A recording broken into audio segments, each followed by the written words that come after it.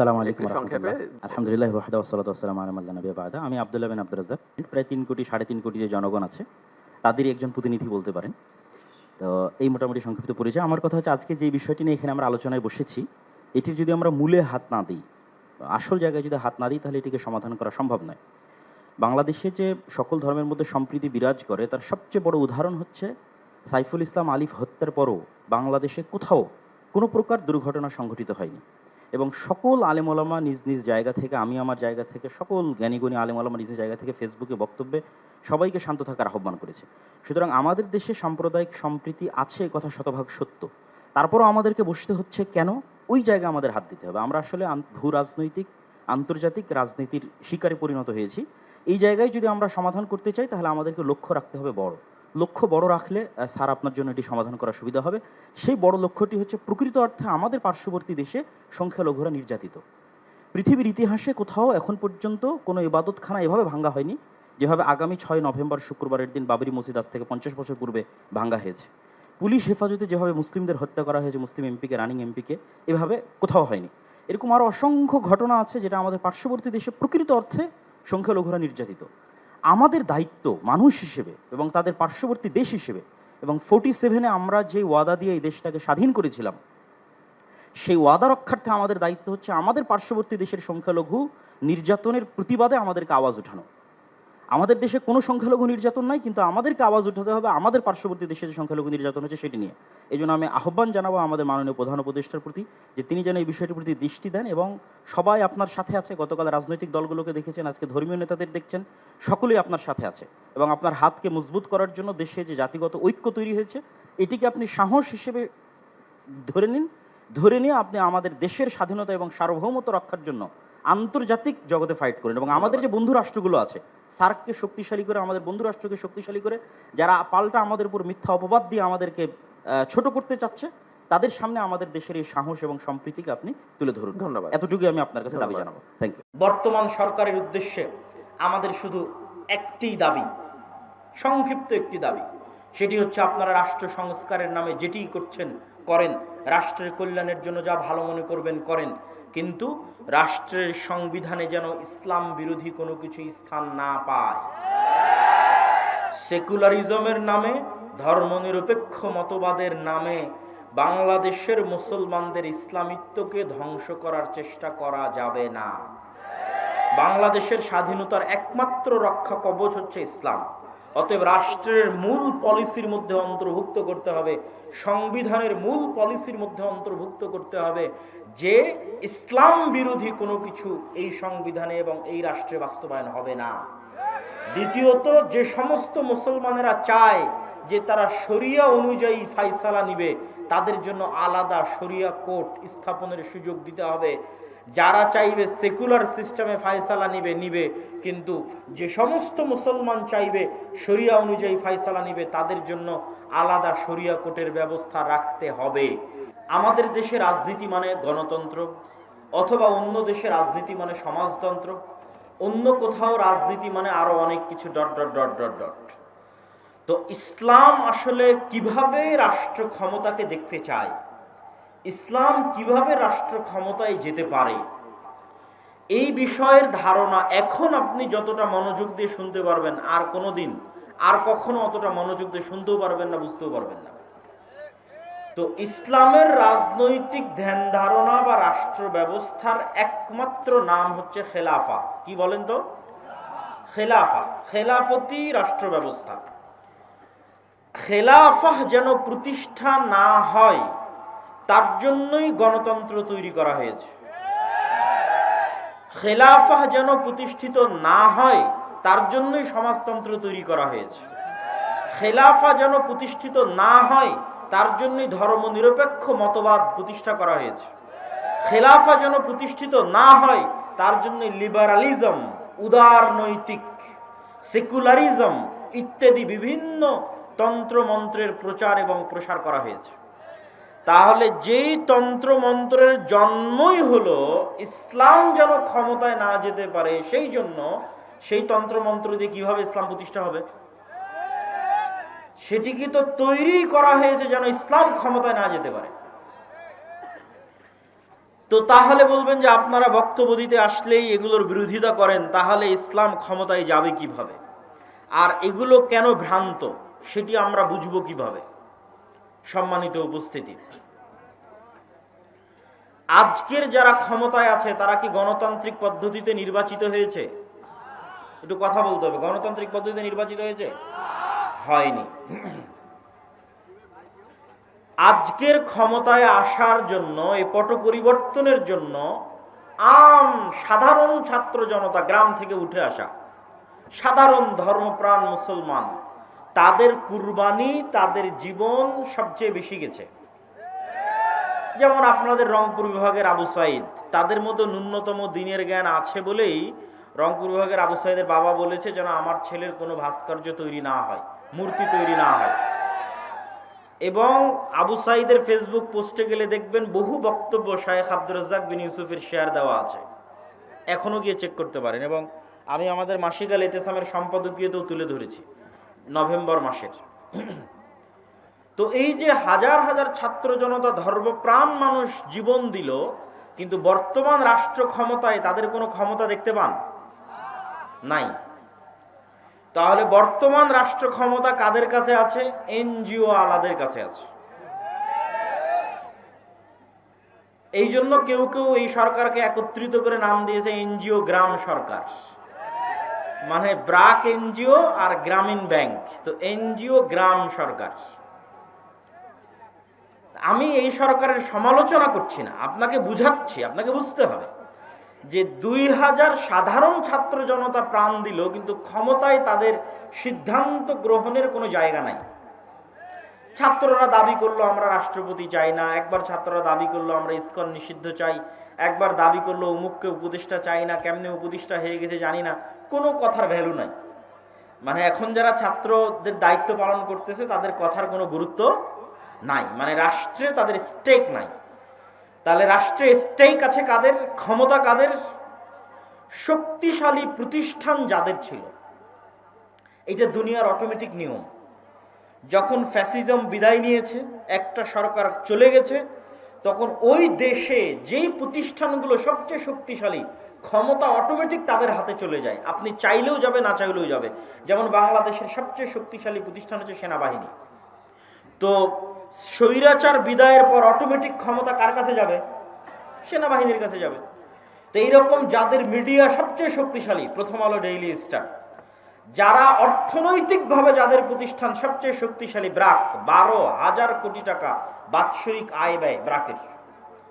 হ্যাঁ, আপনাদের বাংলাদেশের সব মাদ্রাসা মিলে 12,000 কোটি টাকা হবে কিনা আল্লাহ ভালো জানে, বাৎসরিক আয় ব্যয়।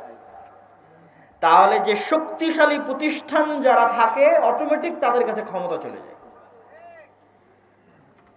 তো মুসলমানদের শক্তিশালী প্রতিষ্ঠান নাই, মুসলমানদের প্রতিনিধিত্ব করবে এরকম শক্তিশালী কোনো মিডিয়া নাই, মুসলমানদের প্রতিনিধিত্ব করবে এরকম শক্তিশালী কোনো অর্থনৈতিক প্রতিষ্ঠান নাই, মুসলমানদের প্রতিনিধিত্ব করবে এরকম শক্তিশালী কোনো জাতীয় প্রতিষ্ঠান নাই। যারা মুসলমানদের প্রতিনিধিত্ব করবে জাতীয় পর্যায়ে, মেইন স্ট্রিমে নাই। মুসলমানেরা হচ্ছে হুজুগে বাঙালি। আপনি যদি বলেন আমি 5 বছরের জন্য ভোটে যাওয়ার জন্য চেষ্টা করব, তো আপনি 5 বছরের এখনই ক্ষমতায় যাওয়ার জন্য চেষ্টা করবেন, কালকে আপনি ক্ষমতায় থাকবেন না, কালকে আপনিও ক্ষমতা থেকে বিদায় নেবেন।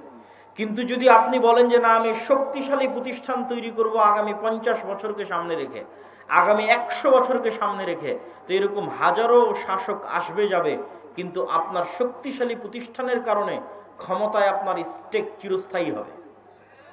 এই জন্য মুসলমানদের শক্তিশালী প্রতিষ্ঠান তৈরি করার দিকে মনোযোগ দিতে হবে। আপনি আজকে আমেরিকার ক্ষমতায় ডোনাল্ড ট্রাম্প আসুক আর জো বাইডেন আসুক, ক্ষমতা মূলত ইহুদিদের হাতে। কেন ইহুদিদের হাতে? জো বাইডেনও ক্ষমতায় আসতে চাইলে ইহুদি মিডিয়া ব্যবহার করতে হবে, ডোনাল্ড ট্রাম্পও ক্ষমতায় আসতে চাইলে ইহুদি মিডিয়া ব্যবহার করতে হবে। বাইডেন ক্ষমতায় আসতে চাইলেও টাকা ইহুদি ব্যাংকের কাছ থেকে, কোম্পানির কাছ থেকে নিতে হবে। ট্রাম্প ক্ষমতায় আসতে চাইলেও টাকা ইহুদি কোম্পানি, ইহুদি ব্যাংকের কাছ থেকে নিতে হবে। ফলত ক্ষমতায় কে আসলো সেটি ধর্তব্য নয়। ভোটে না দাঁড়িয়েও, নির্বাচন না করেও শুধু শক্তিশালী প্রতিষ্ঠান থাকার কারণে আমেরিকার একচ্ছত্র ক্ষমতার মালিক হচ্ছে ইহুদিরা। তাদের সংসদে কোনো প্রতিনিধিত্ব না থাকার পরেও তারা শক্তিশালী, তারা পাওয়ারফুল। সম্মানিত উপস্থিতি, তাহলে মুসলমানদের করণীয় কি কি হতে পারে? আপনি এই মাসের নভেম্বর মাসের মাসিকালে ইতিসাম যদি পড়েন, তাহলে হেডিং দেওয়া আছে ইসলামের সামগ্রিক বিজয় যেভাবে সম্ভব। মানে ইসলাম সামগ্রিকভাবে বিজয়ী হবে কিভাবে। ইসলাম কিন্তু শুধু মসজিদের ধর্ম নয়, ইসলাম শুধু ব্যক্তি জীবন বিয়ে শাদীর হুকুম আহকামের ধর্ম নয়, বাপ মরে গেলে সম্পত্তির বন্টন হবে এই ধর্ম নয়। ইসলামের সকল দৃষ্টিভঙ্গি আছে, ঠিক ইসলামের রাজনৈতিক দৃষ্টিভঙ্গি আছে যার নাম খেলাফা। খেলাফার সবচেয়ে বড় মূলনীতি হচ্ছে সত্যবাদিতা, ন্যায়পরায়ণতা। কি বললাম বলেন তো? সত্যবাদিতা এবং ন্যায়পরায়ণতা, এই দুটা ইসলামী রাষ্ট্র ব্যবস্থার সবচেয়ে বড় মূলনীতি। মুসলমানেরা কখনোই আল্লাহর দয়ায় রাষ্ট্র ক্ষমতায় যেতে পারবে না যতক্ষণ না মুসলমানেরা নিজেরা সত্যবাদী না হয়, মুসলমানেরা নিজেরা ন্যায়পরায়ণ না হয়। আপনি সত্যবাদী ন্যায়পরায়ণ না হয়ে জান্নাতে যেতেও পারেন। কিভাবে? মিথ্যা বললেন বলে আল্লাহর কাছে ক্ষমা চাইলেন, আল্লাহ যদি ক্ষমা করে দেয়। অন্যের হক নষ্ট করলেন, করে তার কাছেই ক্ষমা চাইলেন, ভাই তোমার হক নষ্ট করেছি মাফ করে দাও, সে যদি ক্ষমা করে দেয় তো আপনি জান্নাতে যেতে পারবেন। কিন্তু মিথ্যা বলে, অন্যায় করে মুসলমান আল্লাহর দয়ায় রাষ্ট্র ক্ষমতায় যেতে পারবে না। কেন পারবে না আল্লাহর দয়ায় মুসলমান রাষ্ট্র ক্ষমতায় যেতে? এই পুরো পৃথিবীর একচ্ছত্র ক্ষমতার মালিককে। কুলিল্লাহুম্মা মালিকাল মুলকি তুতিল মুলকা মান তাশা ওয়া তানজিউল মুলকা মিম্মান তাশা। আল্লাহ এই পৃথিবীর একচ্ছত্র ক্ষমতার মালিক, যাকে ইচ্ছা তাকে রাজত্ব দেন, যাকে ইচ্ছা তার কাছ থেকে রাজত্ব ছিনিয়ে নেন। ছিনিয়ে নেওয়া মানে লোহাকে চট বা ছালার মধ্যে ঢুকানোর পর লোহাকে টান দিলে যেমন চট ছালার ছাল বাকলা উঠে আসে, এটার নাম ছিনিয়ে নেওয়া। আল্লাহ এভাবে রাষ্ট্র ক্ষমতা ছিনিয়ে নেয়। চিরস্থায়ী রাষ্ট্র ক্ষমতার মালিক আল্লাহ, বাকি সবাই ক্ষণস্থায়ী। তো আল্লাহ পৃথিবী চালায় কি দিয়ে? আল্লাহর সবচেয়ে বড় গুণ হচ্ছে ইন্নী হারামতু যুলমা আলাইয়া, আমি অত্যাচারকে আমার উপর হারাম করেছি। অথচ আমি আজিজ, মানে মহাপরাক্রমশালী, যা ইচ্ছা তাই করতে পারি, যা ইচ্ছা, কেউ জিজ্ঞেস করার নাই, এখনই যা ইচ্ছা তাই করতে পারবে। করে না কেন? আজিজুন হাকিম, ক্ষমতা থাকার পরেও তিনি প্রজ্ঞাময়, এই জন্য ন্যায় বিচার করেন। প্রত্যেকটা বান্দা, পশু পাখি, কীট পতঙ্গ, পঙ্গপাল, সবার সাথে আল্লাহ কি করেন? ন্যায় বিচার করেন। আর এই পুরো পৃথিবী তিনি নিষ্ঠার সাথে, সঠিক মানদণ্ডের সাথে, সূর্যকে কখন উঠতে হবে, চন্দ্রকে কখন ডুবতে হবে, রাত কখন হতে হবে, দিন কখন হতে হবে, বৃষ্টি কখন হতে হবে, কে কখন মারা যাবে, কার কখন জন্ম হবে, প্রত্যেকটা বিষয় পুঙ্খানুপুঙ্খরূপে সাজানো আছে এক নিখুঁত মানদণ্ডে, ন্যায় বিচারে, ন্যায় নিষ্ঠার সাথে, সত্যবাদিতার সাথে আল্লাহ পৃথিবী চালান। এখন আপনি চাচ্ছেন ইসলামের নামে ক্ষমতা, মানে আপনাকে কার দয়ায় ক্ষমতায় আসতে হবে একটু বুঝেন। আমি চাচ্ছি যে আমি ইসলামের নামে ক্ষমতায় যাব, মানে ইসলামকে ক্ষমতায় নিয়ে যাব। তো আমাকে কার দয়ার দরকার হবে? আল্লাহর দয়া। তো আল্লাহ তার ক্ষমতা বন্টন করে রেখেছেন ন্যায় পরায়ণতা, ন্যায় বিচারের সাথে। আর আপনি আপনার বোনের সম্পত্তি দিয়েছেন ওই জায়গাতে যেখানে জমির দাম কম। দিয়েছেন না দেননি? আপনি আপনার বোনের সম্পত্তি, আপনার বোন আপনাকে না বলে বিক্রি করে দিয়েছে, এই জন্য মন খারাপ করে বোনকে আপনি আর আপনার বাড়িতে জায়গা দেন না। তো আল্লাহ ওই সম্পত্তি আপনার বোনকে দিয়ে গেছে, কিন্তু এই সম্পত্তির উপর আপনি অধিকার খাটাচ্ছেন। আপনি হচ্ছেন অন্যায় পরায়ণ। আপনি বোনের কাছে ক্ষমা নিয়ে জান্নাতে যেতে পারলেও আল্লাহ কোনোদিন আপনাকে রাষ্ট্র ক্ষমতা দিবেন না। গোলামি থাকবেন। অসংখ্য পদে পদে মুসলমানেরা রাষ্ট্র ক্ষমতায় যেতে পারছে না কেন? মুসলমানেরা মনে করেছে আমি বাহ্যিক যে ইবাদতগুলো আছে, বাহ্যিক ইবাদতগুলো দিয়ে মানুষকে ফাঁকি দিব, আল্লাহকে ফাঁকি দিব। এর নাম মুনাফিকি। এর নাম কি? মুনাফিকি। বাহ্যিক ইবাদত কি? সালাত, সিয়াম, হজ, যাকাত, এগুলো বাহ্যিক ইবাদত। সে আসলে চোর, সে আসলে মিথ্যুক, সে আসলে বাটপার, কিন্তু সেই বাহ্যিক ইবাদত দিয়ে তার মুনাফিকি ঢাকতে চায়। রাসূলুল্লাহ সাল্লাল্লাহু আলাইহি ওয়াসাল্লাম বলেছেন, আরবাউন মান কুন্না ফিহি, চারটা বৈশিষ্ট্য যার মধ্যে থাকবে, মুনাফিকান খালিসা, সে নিখুঁত মুনাফিক।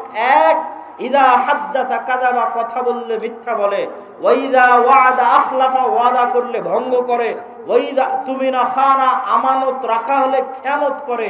আমানত কি? ওসির দায়িত্ব আমানত, ডিসির দায়িত্ব আমানত, প্রধানমন্ত্রীর দায়িত্ব আমানত, প্রিন্সিপালের দায়িত্ব আমানত, আপনি ভাই এটাও আমানত, আপনি পিতা এটাও আমানত, আপনি মেম্বার চেয়ারম্যান এটাও আমানত, আপনি এসিল্যান্ড সাব রেজিস্ট্রার এটাও আমানত। এই প্রত্যেকটা দায়িত্ব হচ্ছে আমানত, আমানতের খেয়ানত করে। এরা হচ্ছে খাঁটি মুনাফিক। তো এই যে খাঁটি মুনাফিক, এই মুনাফিকিটা ঢাকতে ও হজ করতে যায়। বুঝেননি মনে হয় আমার কথা? খাঁটি মুনাফিক, কিন্তু মুনাফিকি ঢাকতে জালসার অতিথি হয়ে দান করে নিজেকে দানবীর দেখাতে চায়। করেনি, প্রশ্ন ফাঁস করে বলছে আমি এই টাকা আল্লাহর রাস্তায় দান করলাম। আমরা আলেম সমাজ ব্যর্থ, বুঝাতে পারিনি যে ইসলাম কাকে বলে, এটা বুঝাতে পারিনি। সে মনে করে নিয়েছে ইসলাম মানে আমি সালাত আদায় করলাম, আমি হজ পালন করলাম, আমি সিয়াম পালন করলাম, বাহ্যিক আমল ঠিক, তো আমি ঠিক। কিন্তু ও তো মুনাফিক। আল্লাহর নবী বলছেন মুনাফিক। তাকে যে দায়িত্ব দেওয়া হয়েছে দায়িত্ব খেয়ানত করেছে, কিন্তু সেই মুনাফিকি ঢাকতে ও নিজেকে দানবীর দেখিয়েছে। মুনাফিকি ঢাকতে মানুষের সামনে বলেছে আমি তাহাজ্জুদের সালাত আদায় করি। তো এই ধরনের দুই নম্বরই বাটপারি, অন্যায়কারী, দুর্নীতিবাজদের আল্লাহ কখনোই তার দয়ায় রাষ্ট্র ক্ষমতা দিবেন না। মুসলমানেরা যদি বলে গোলাম থাকবো না, ক্ষমতা চাই, তাহলে প্রথমত সত্যবাদী হতে হবে, ন্যায় পরায়ণ হতে হবে, আল্লাহর নবীর মতো। মুহাম্মদ সাল্লাল্লাহু আলাইহি ওয়াসাল্লাম মক্কায় অন্য কোনো কিছুর জন্য প্রসিদ্ধ ছিলেন না, সত্যবাদিতার জন্য প্রসিদ্ধ ছিলেন, আমানতদারিতার জন্য প্রসিদ্ধ ছিলেন, ন্যায় পরায়ণতার জন্য প্রসিদ্ধ ছিলেন। তার ন্যায় পরায়ণতা, আমানতদারিতা, সত্যবাদিতার অসংখ্য ঘটনা শোনানো যাবে, কিন্তু এতটুকু বলে শেষ করি, আল্লাহর নবী যদি সত্যবাদী, আমানতদার, ন্যায় পরায়ণ না হতেন, তাহলে আবু সুফিয়ান কোনোদিন তার হাতে ইসলাম গ্রহণ করত না। আবু সুফিয়ান আল্লাহর নবীর চিরশত্রু, কিন্তু আবু সুফিয়ান জানে যে মুহাম্মদ সাল্লাল্লাহু আলাইহি ওয়াসাল্লাম সত্যবাদী। আবু সুফিয়ান জানে যে মুহাম্মদ সাল্লাল্লাহু আলাইহি ওয়াসাল্লাম ন্যায়পরায়ণ।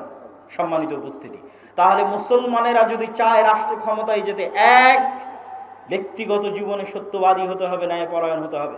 ন্যায়পরায়ণ হওয়া খুবই কঠিন। বহু সালাফে সালিহিন বিবাহ করেননি, স্ত্রীর সাথে ন্যায়পরায়ণতা করতে পারবেন না এই ভয়ে। জিজ্ঞেস করেন আপনি নিজেকে, আমি নিজেকে যদি জিজ্ঞেস করি, প্রত্যেকটা মানুষ যদি নিজেকে জিজ্ঞেস করে সে তার স্ত্রীর সাথে ন্যায়পরায়ণ কিনা, উত্তর দিতে পারবে না সে ন্যায়পরায়ণ কিনা। স্ত্রীর সাথে ন্যায়পরায়ণ কিনা এই হিসাব দিতে কিয়ামতের মাঠে ফেসে যাবেন আপনি। বোনের সাথে ন্যায় বিচার করেছেন কিনা এই হিসাব দিতে কিয়ামতের মাঠে ফেসে যাবেন। আমরা বাঙালিরা আমাদের প্রত্যেকটা ধাপে ধাপে চরম দুর্নীতিবাজ। প্রত্যেকটা AC land sub registrar, 90% AC land sub registrar, OC, DC, নামাজি, আল্লাহওয়ালা, হাজি, উমরাকারী, কিন্তু নিজ নিজ দায়িত্বে আমানতের খেয়ানতকারী, মানে সব মুনাফিক। মুনাফিকি ঢাকতে বাহ্যিক ইবাদতগুলো করছে। এরা আজীবন গোলাম থাকবে, এদের পরবর্তী প্রজন্ম গোলাম থাকবে। স্বাধীন হতে চাইলে, মুক্ত হতে চাইলে ন্যায় বিচারক হতে হবে, সত্যবাদী হতে হবে, ন্যায়পরায়ণ হতে হবে, তাহলে স্বাধীন হবে, বাংলাদেশ স্বাধীন হবে।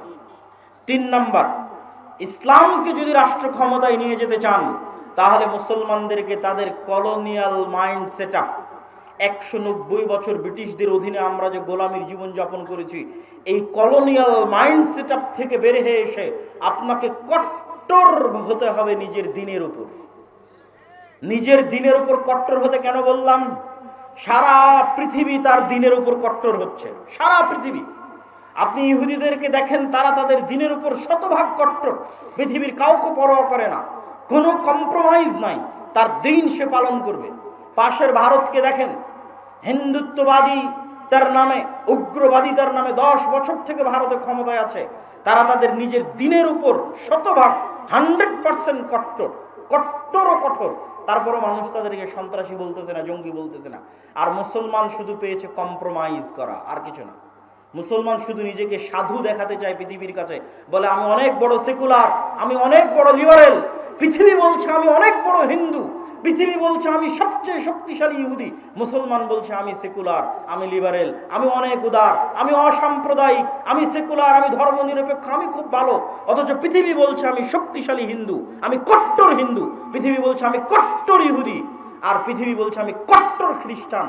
আর মুসলমানকে যদি দুইটা থাপ্পড় দিচ্ছে তাও উঠে বলতেছে ভাই আমি খুব সাধু। ওকে যদি হত্যা করছে তাও বলছে আমি খুব সাধু, আমি সেকুলার, আমি লিবারেল। এই কম্প্রোমাইজ করে স্বাধীনতা টিকবে না। আপনাকে বলতে হবে পার্শ্ববর্তীরা যেমন বলতেছে আমি কট্টর হিন্দু, পার্শ্ববর্তীরা যেমন বলতেছে আমি কট্টর ইহুদি, আপনাকে বলতে হবে আমি কট্টর মুসলিম। যেই দিন বলতে পারবেন সাহস করে আমি কট্টর মুসলিম, ওই দিন স্বাধীন হয়ে গেছে। ওই দিন বাংলাদেশ স্বাধীন হয়ে গেছে, পৃথিবীর মুসলমানেরা স্বাধীন হয়ে গেছে। কিন্তু কলোনিয়াল মাইন্ড সেটআপ থেকে বেরিয়ে আসতে হবে। কলোনিয়াল মাইন্ড সেট মানে ঔপনিবেশিক গোলামির জিঞ্জির। সারা পৃথিবীতে মুসলমানেরা যেখানে যত সমস্যায় আছে, প্রত্যেক সমস্যার পিছনে ঔপনিবেশিক গোলামির জিঞ্জির আছে। 190 বছরের ইতিহাস।